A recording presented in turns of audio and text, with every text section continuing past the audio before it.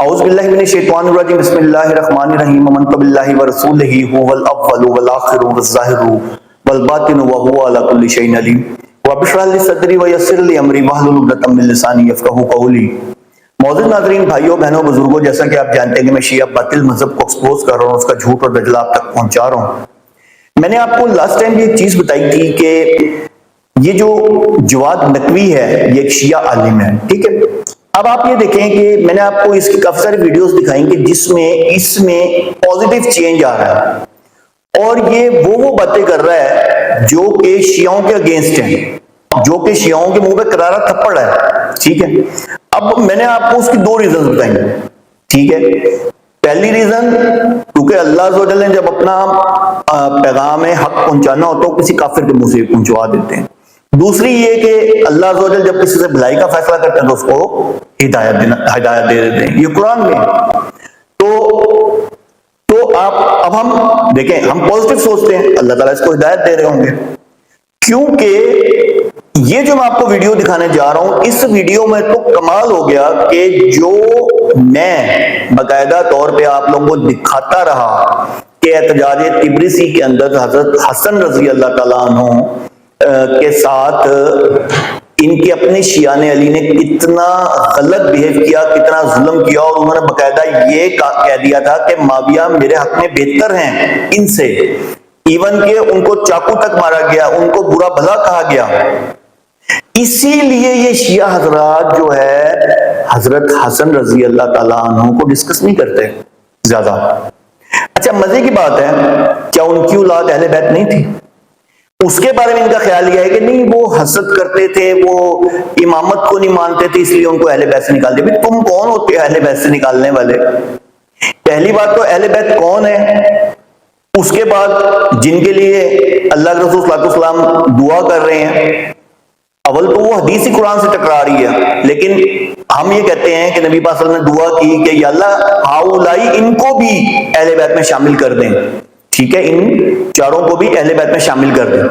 تو بتانے کا مقصد یہ ہے کہ ہم یہ مان لیتے ہیں، تو پھر حضرت علی کے تو 14 کسی جگہ پہ اور کسی جگہ پہ 17 بیٹے آتے ہیں، بہت سارے شہید بھی ہوئے جن میں کافیوں کے نام خلفائے ثلاثہ کے اوپر تھے، تو وہ بھی تو اہل بیت ہیں، ان کی بھی تو اولادیں تھیں۔ محمد بن حنفیہ وہ بھی شہید ہو گئے تھے، تو اسی طرح ان کے بھائی عقیل بن ابی طالب، جس کے بارے میں مرزا کہتا ہے کہ جی وہ وظیفوں کے چکروں میں معاویہ رضی اللہ تعالیٰ عنہ کے پاس چلے گئے تھے۔ مطلب آپ دیکھیں نا، کچھ بھی آپ کہہ دیں گے۔ خیر،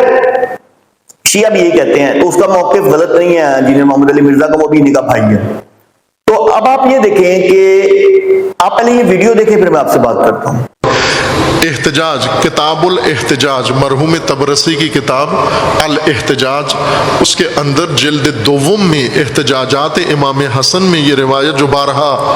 اس کا متن تفصیل کے ساتھ آپ مومنین کی خدمت میں پڑھا ہے، موجود ہے، آپ رجوع کر سکتے ہیں کتاب کی طرف بھی اور اس گفتگو کی طرف بھی۔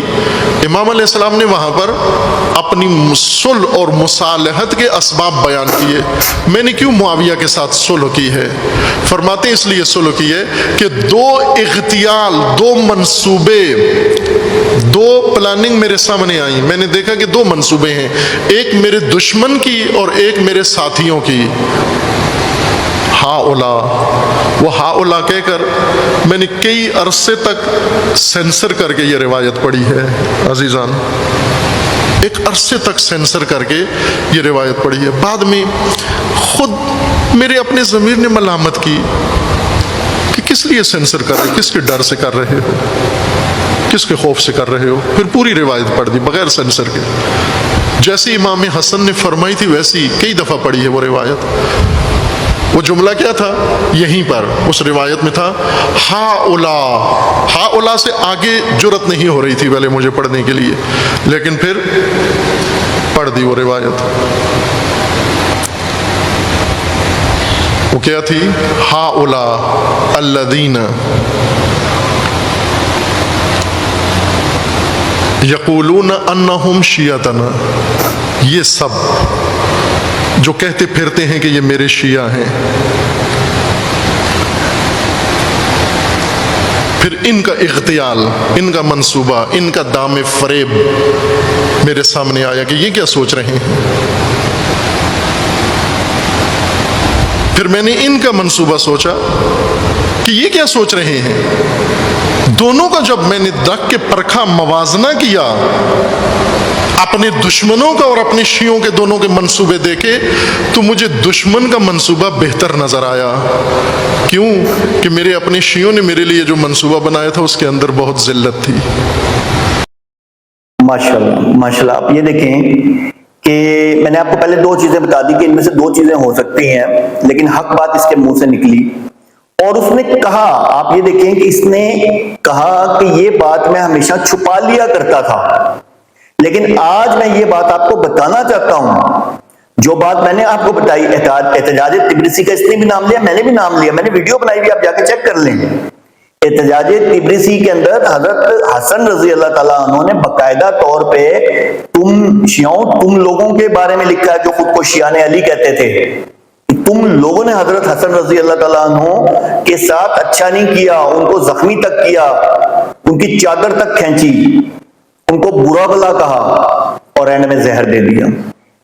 اور کہتے ہو کہ زہر کسی اور نے دیا۔ اب آپ یہ دیکھیں کہ آج یہ جواد نقوی، آپ کا سب سے بڑا عالم، یہ تمام ان شیعوں کے منہ پہ تماچا ہے جو یہ کہتے ہیں کہ حضرت حسن رضی اللہ تعالیٰ عنہ کو، یعنی کہ حضرت حسن رضی اللہ تعالیٰ عنہ کے ساتھ ایسی کوئی بات نہیں ہوئی، جو اپنی کتاب کو جھٹلا رہے ہیں، اور حضرت حسن رضی اللہ تعالیٰ عنہ سے ہمیں کوئی بغض نہیں ہے۔ اور بغض نہ ہوتا تو تم ان کی جو اولاد تھی ان کو اہل بیت کیوں نہیں بتاتے؟ یعنی کہ اہل بیت میں اگر ہم کنکلوڈ کریں، ویسے تو یہ پنجتن پاک کہتے ہیں، لیکن جو نظر آتا ہے وہ تو چار ہی ہیں، نبی پاک صلی اللہ علیہ وسلم، حضرت علی رضی اللہ تعالیٰ عنہ، حضرت فاطمہ الزہرا رضی اللہ تعالیٰ عنہ، اور حضرت حسین رضی اللہ تعالیٰ عنہ۔ حضرت حسن کا نام تو ہے، جب اس میں نام ہے تو پھر ان کی اولاد کہاں گئی؟ ان کے بارے میں آپ یہ کہتے ہیں کہ جی نہیں جی ان کی اولاد تو حسد کرنے لگ گئی تھی، ایک دفعہ حسن اللہ یاری یہ کہہ چکا ہے، ایک اور ان کا وہ عالم یہ کہہ چکا ہے کہ وہ حسد کرنے لگ گئی تھی اس لیے ان کو اہل بیت سے نکال دیا۔ تم کون ہوتے ہو نکالنے والے؟ وہ اولاد رسول رہیں گے، ٹھیک ہے، وہ اولاد رسول رہیں گے، آپ کے کہنے سے وہ نکل نہیں سکتے۔ تو یہ دیکھیں، یہ میں نے آپ کو اتنی بڑی حقیقت دکھائی کہ آج جو بات میں آج سے سال پہلے کر رہا تھا، 6 مہینے پہلے کر رہا تھا، بار بار کرتا رہا کہ اسی وجہ سے حضرت حسن رضی اللہ تعالیٰ عنہ سے شیعہ بغض رکھتے ہیں، لیکن شکر الحمدللہ آج انہی کے سب سے بڑے عالم نے اس چیز کا اقرار کر لیا کہ ان کو نقصان پہنچانے والے انہی کے شیعہ تھے، یعنی کہ تو شیعہ تم لوگ تھے، تم لوگوں نے حضرت حسن رضی اللہ تعالیٰ عنہ کو نقصان پہنچایا، ٹھیک ہے۔ بعد میں ان کی اتنا بغض رکھا کہ انہوں نے صلح جو کر لی تھی معاویہ رضی اللہ تعالیٰ عنہ سے، اور اس کے عوض تم نے ان سے بغض رکھا، ایون کہ تم ان کا نام تک نہیں لیتے۔ ویسے تو تم پنجتن پاک کہتے ہو، لیکن ان کا نام تک نہیں لیتے۔ تو یہ ہے وہ حق جو اللہ عز و جل نے جواد نقوی، اب میں صاحب کہہ دیتا ہوں، اس کی ریزن یہ ہے کہ دو چیزیں ہو سکتی ہیں، ایک تو اللہ عز و جل اپنا جو پیغام حق ہے کسی کافر کے منہ سے بھی دلوا دیتے ہیں، دوسرا یہ کہ اللہ تعالیٰ قرآن پاک میں فرماتے ہیں جب اللہ تعالیٰ کسی سے بھلائی کا ارادہ کرتے تو اس کو ہدایت دے دیتے۔ تو ہم اس کو پازیٹیو سوچیں گے کہ یہ جو جواد نقوی صاحب ہیں یہ باقاعدہ اللہ تعالیٰ ان کو ہدایت دے رہے ہیں اور یہ ہدایت کی طرف آ رہے ہیں، کیونکہ یہ بات بتانا بڑا جگرا چاہیے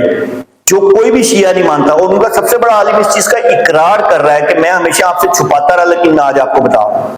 اللہ عز و جل ہم سب کو شیعہ باطل مذہب کے عقائد اور ان کے فتنے سے بچائے، وآخر دعوانا الحمدللہ رب العالمین۔